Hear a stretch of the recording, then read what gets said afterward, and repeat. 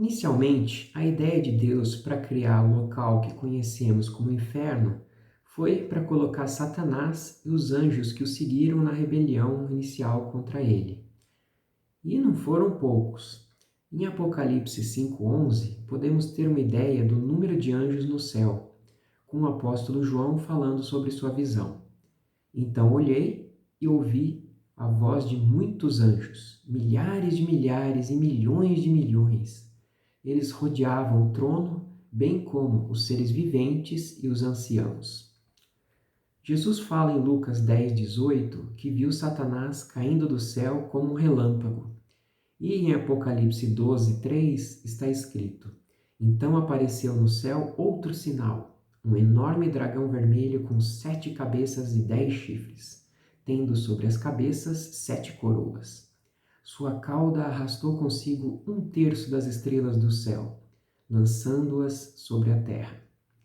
Aqui o dragão é Satanás, e arrastou consigo 1/3 dos anjos que deram ouvidos a ele e se rebelaram contra Deus, sendo expulsos do céu, ou seja, muitos milhões.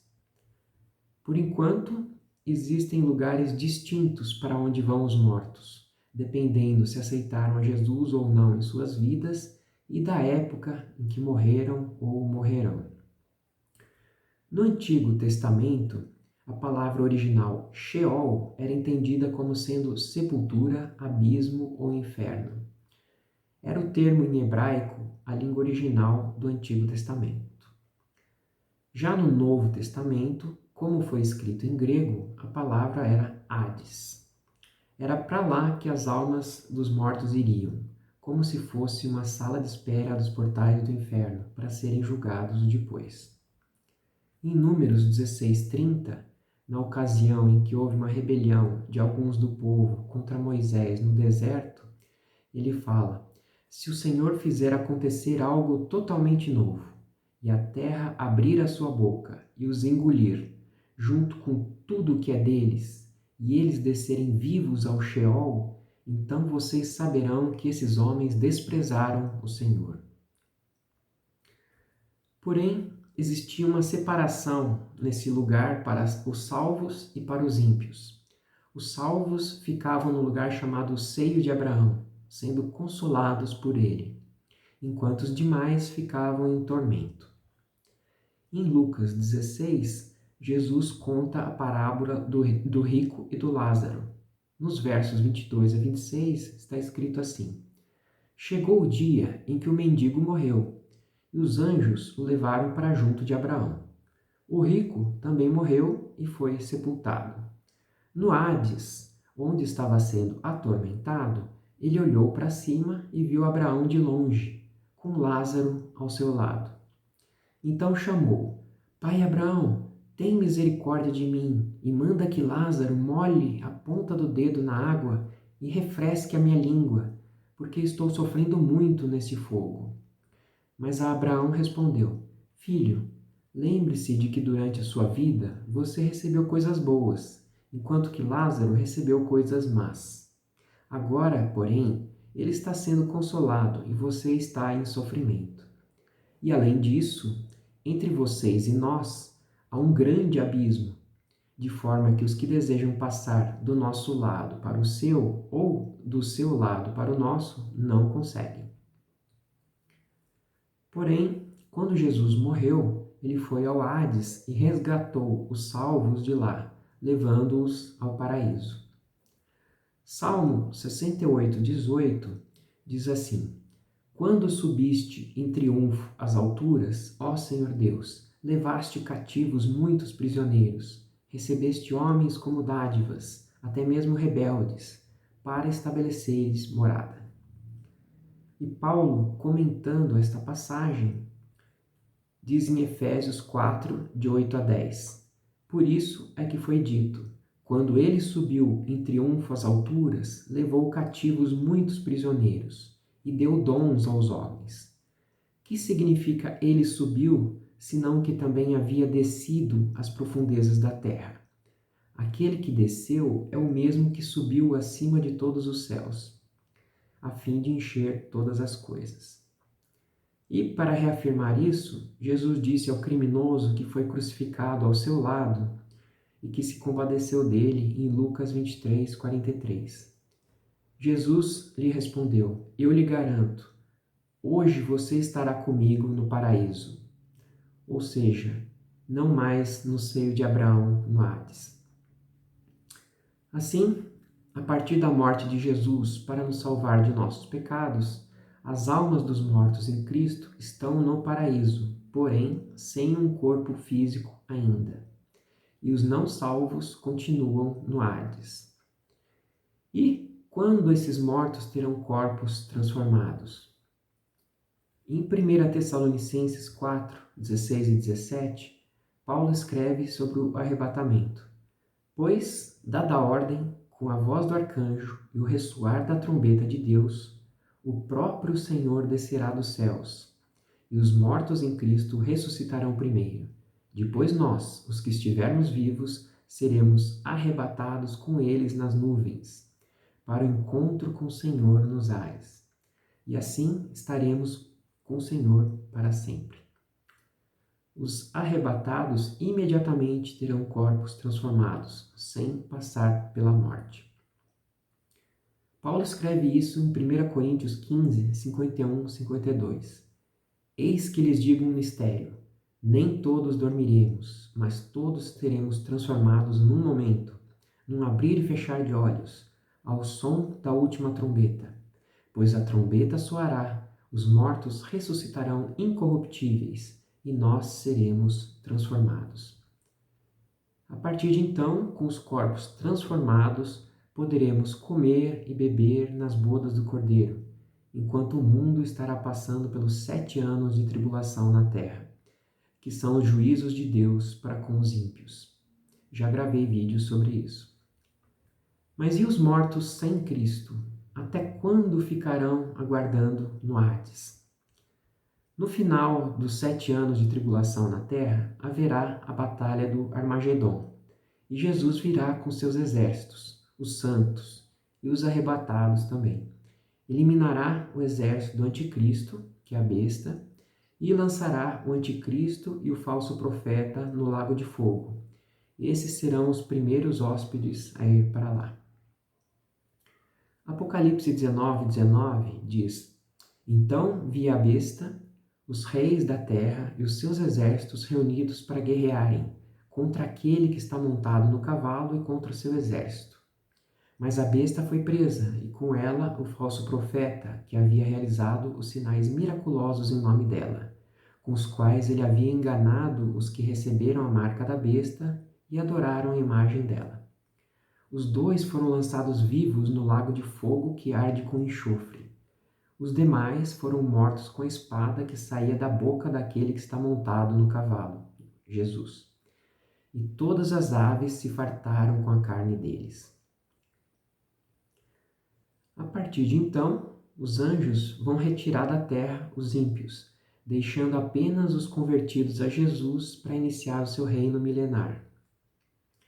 A parábola do joio e do trigo, representando os ímpios e os salvos, diz isso.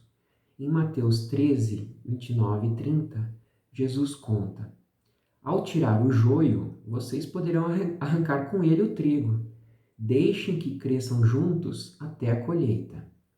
Então direi aos empregados da colheita, os anjos: juntem primeiro o joio e amarrem-no em feixes para ser queimado. Depois juntem o trigo e guardem-no em meu celeiro. E o joio, ou seja, os ímpios, irão para o Hades, aguardar até o final dos 1000 anos de governo de Cristo na terra.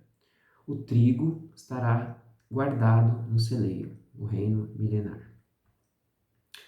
Já os que morreram em Cristo, se convertendo após o arrebatamento, no decorrer da grande tribulação, serão também ressuscitados para o reino milenar. Apocalipse 20, 4 e 5 diz: Vi tronos em que se assentaram aqueles a quem havia dado autoridade para julgar.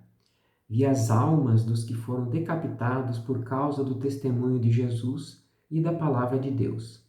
Eles não tinham adorado a besta nem a sua imagem.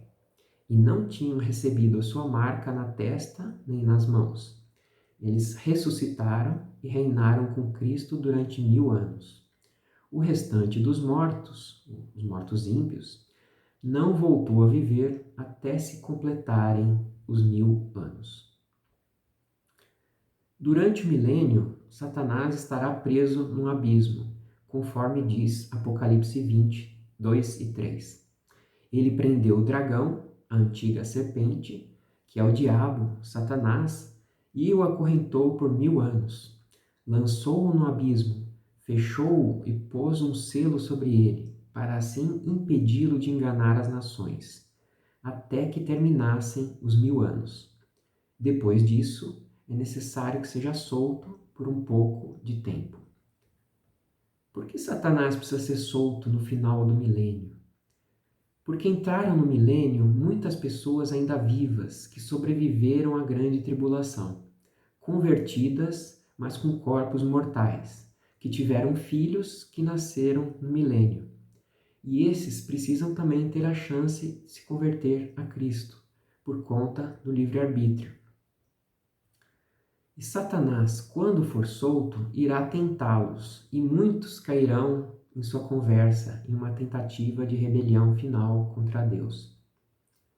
Apocalipse 20, de 7 a 10, diz: Quando terminarem os 1000 anos, Satanás será solto de sua prisão e sairá para enganar as nações que estão nos 4 cantos da terra, Gog e Magog, a fim de reuni-las para a batalha. Seu número é como a areia do mar.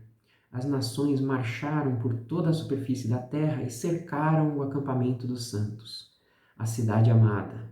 Mas um fogo desceu do céu e as devorou.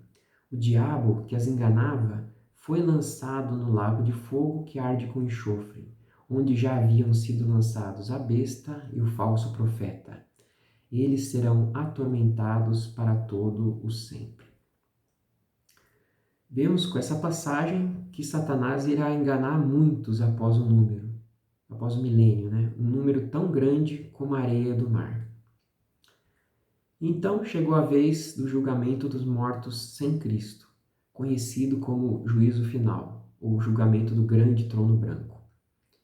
Apocalipse 20, de 11 a 15, diz assim: Depois vi um grande trono branco e aquele que nele estava sentado. A terra e o céu fugiram da sua presença, e não se encontrou lugar para eles. Vi também os mortos, grandes e pequenos, em pé diante do trono, e livros foram abertos. Outro livro foi aberto, o livro da vida.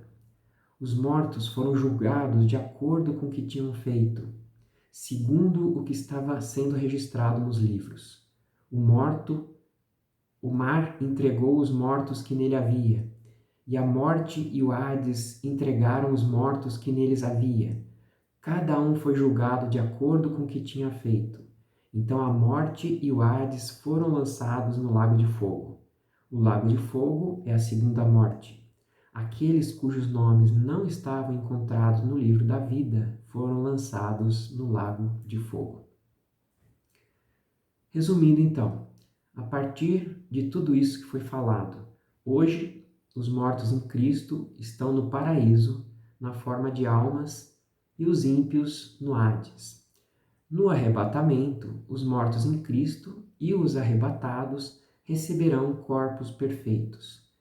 Já os que morreram em Cristo no decorrer da grande tribulação, que virá após o arrebatamento, serão ressuscitados antes do início do milênio, ganhando também corpos transformados.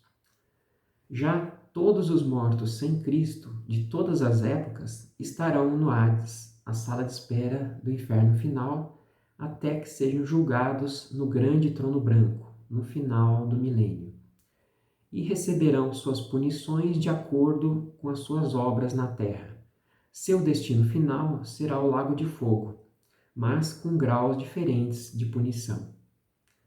É interessante notar neste último trecho lido de Apocalipse que até a morte e o Hades serão lançados no lago de fogo, ou seja, não haverá mais morte e nem sala de espera para a punição após esses fatos finais. Espero que esse vídeo tenha te esclarecido sobre a dúvida do local dos mortos e aguardo você no próximo vídeo.